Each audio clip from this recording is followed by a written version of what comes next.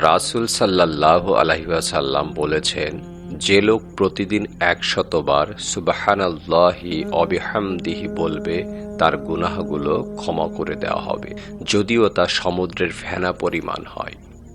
তোমাদের মধ্যে ওই ব্যক্তি সবচেয়ে উত্তম যে কুরআন শেখে এবং অন্যকে শেখায়।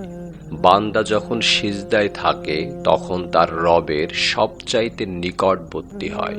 কাজেই তোমরা সিজদায় গিয়ে বেশি করে দোয়া করো। নিশ্চয় আল্লাহ তাআলা তোমাদের দেহ এবং তোমাদের আকৃতি দেখেন না, বরং তিনি তোমাদের অন্তর ও আমল দেখেন। আল্লাহ যার মঙ্গল চান তাকে দুঃখ কষ্টে ফেলেন। যার অন্তরে সরিষা সমপরিমাণ ঈমান আছে সে জাহান্নামে যাবে না, আর যার অন্তরে সরিষা সমপরিমাণ অহংকার আছে সে জান্নাতে যাবে না। রাসূল সাল্লাল্লাহু আলাইহি ওয়াসাল্লাম বলেছেন, মুনাফিকের আলামত তিনটি। নাম্বার ১, যখন কথা বলে মিথ্যা বলে। নাম্বার ২, যখন অঙ্গীকার করে ভঙ্গ করে। এবং নাম্বার ৩, আমানত রাখা হলে খেয়ানত করে।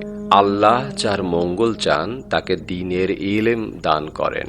এক মুমিন অন্য মুমিন ভাইয়ের জন্য আয়না তুল্য। দোষের কথা তাকে ধরিয়ে দেবে, কিন্তু অন্যের কাছে তা গোপন রাখবে।